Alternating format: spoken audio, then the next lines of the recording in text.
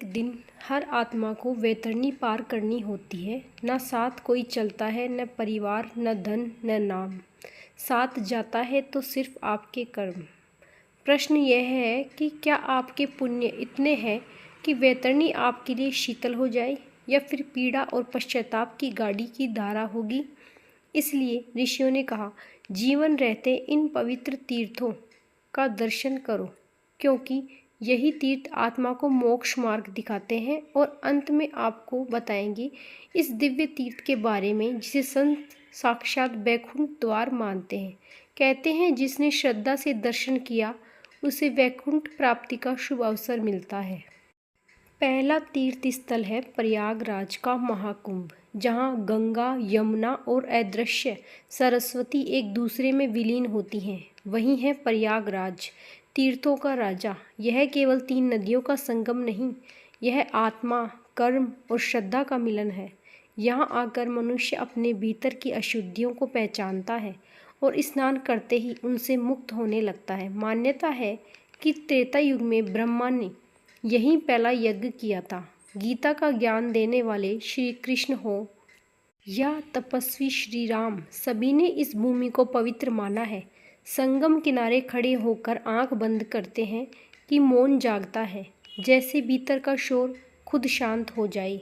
प्रयागराज में कुंभ स्नान या माघ का कल्पवास केवल भीड़ का आकर्षण नहीं, बल्कि अंतरात्मा की तपस्या है। यहाँ की हर पवित्र डुबकी, यदि मन शुद्ध हो, तो जीवन भर के पापों को धो सकती है। जो मनुष्य यहाँ आकर गंगा स्नान करता है, पिंडदान करता है, वह केवल पितरों का ऋण ही नहीं चुकाता, बल्कि अपने जीवन को एक नई दिशा देता है। यही प्रयागराज की आत्मिक शक्ति है, शांति, शुद्धि और मोक्ष की पहली सीढ़ी।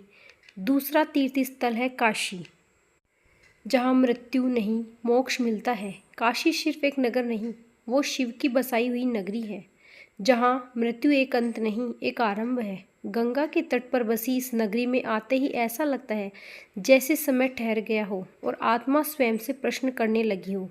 मणिकर्णिका घाट की अग्नि कभी बुझती नहीं है। यहाँ हर समय, हर राख एक कहानी कहती है कि जीवन क्षणभंगुर है, परंतु मोक्ष शाश्वत है।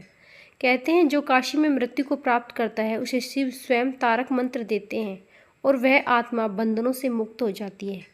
विश्वनाथ मंदिर की घंटियों में केवल ध्वनि नहीं, ब्रह्मा जी की पुकार गूंजती है। हर मोड़, हर गलियों से भक्ति टपकती है। यहाँ एक क्षण का ध्यान भी भीतर एक नया प्रकाश जगा सकता है। जो भी मनुष्य जीवन में एक बार काशी आता है, वह मृत्यु से डरना छोड़ देता है, क्योंकि यहाँ आकर वह समझता है कि मोक्ष कोई कल्पना नहीं, वह यथार्थ है। काशी में दर्शन नहीं होते, आत्मा जागती है। अगर आपको वीडियो पसंद आती है तो इसे लाइक जरूर करें। तीसरा तीर्थ स्थान है द्वारका, श्री कृष्ण की नगरी। गुजरात के पश्चिम छोर पर स्थित द्वारका केवल एक नगर नहीं, यह श्री कृष्ण की लीला भूमि है। कहते हैं, द्वारका के दर्शन करने मात्र से जन्मों के पाप नष्ट हो जाते हैं। द्वारकाधीश मंदिर के शिखर को देखते ही हृदय में एक अद्भुत श्रद्धा का संचार होता है। यहाँ की हवाओं में भी कृष्ण नाम का स्पर्श है। समुद्र तट पर खड़ा होकर जब भक्त कृष्ण का स्मरण करता है, तो उसे लगता है मानो समय रुक गया हो और गोपी भाव में डूबा हुआ युग फिर से लौट आया हो। द्वारका के दर्शन से मनुष्य केवल दर्शन नहीं करता, वह प्रेम और भक्ति के महासागर में उतर जाता है। चौथा तीर्थ स्थान है जगन्नाथपुरी, जहाँ भगवान स्वयं भक्तों तक पहुँचते हैं। ओसा के समुद्र तट पर बसा जगन्नाथपुरी केवल एक मंदिर नहीं, भक्ति का ज्वार है। यहाँ भगवान विष्णु जगन्नाथ अर्थात संसार के स्वामी रूप में विराजते हैं। उनके विशाल नेत्र और सरल रूप यह संदेश देते हैं कि ईश्वर किसी सीमा में बंधे नहीं, वे सबके हैं। पुरी का वातावरण अद्भुत है। मंदिर की ऊंचाई, शंख ध्वनि और समुद्र की लहरें मनुष्य को यह अनुभव कराती हैं कि यहाँ वैकुंठ धरती पर उतर आया है।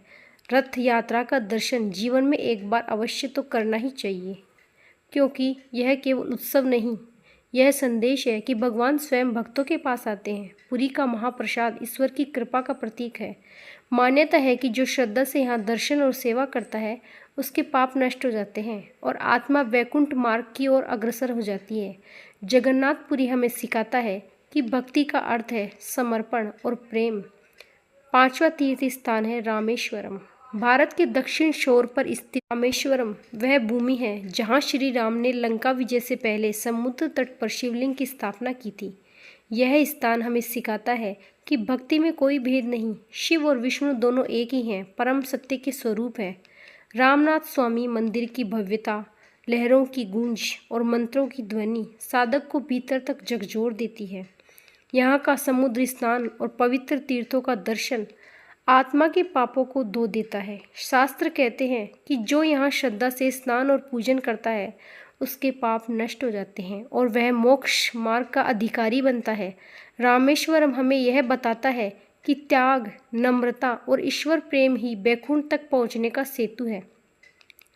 छठा तीर्थ स्थान है मथुरा, जहाँ प्रेम ही मोक्ष का मार्ग है। यमुना किनारे बसी मथुरा केवल एक नगर नहीं, यह वह भूमि है जहाँ श्री कृष्ण ने अवतार लिया। यहाँ की गलियों में कदम रखते ही लगता है मानो कानों में बांसुरी की धुन गूंज रही हो और राधा कण में राधा प्रेम बसा हो। भागवत पुराण में कहा गया है, जो श्रद्धा से मथुरा में स्नान और स्मरण करता है उसका जन्म मरण का चक्र समाप्त हो जाता है। जहाँ मृत्यु होने पर मोक्ष की प्राप्ति निश्चित मानी जाती है, मथुरा हमें सिखाती है कि भक्ति का सार प्रेम है, वह प्रेम जो त्याग और समर्पण से भरा हो।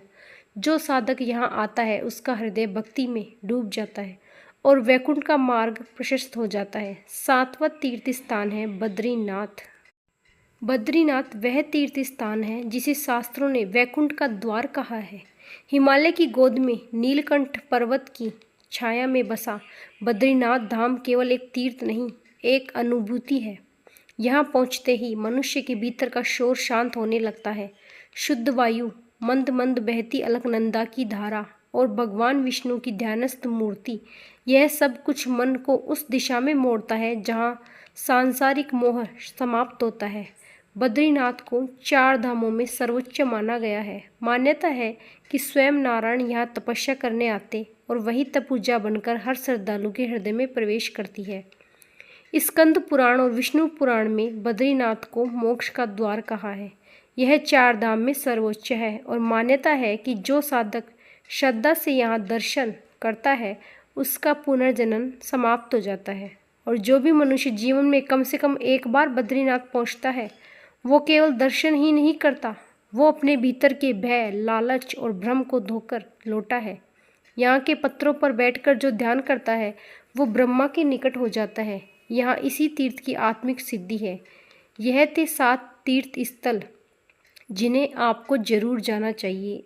अगर मुझसे कोई तीर्थ स्थल छूट गया हो तो कृपया कमेंट सेक्शन में ज़रूर बताइएगा और आप कौन कौन से तीर्थ स्थान पर जा चुके हैं यह भी ज़रूर साझा करें।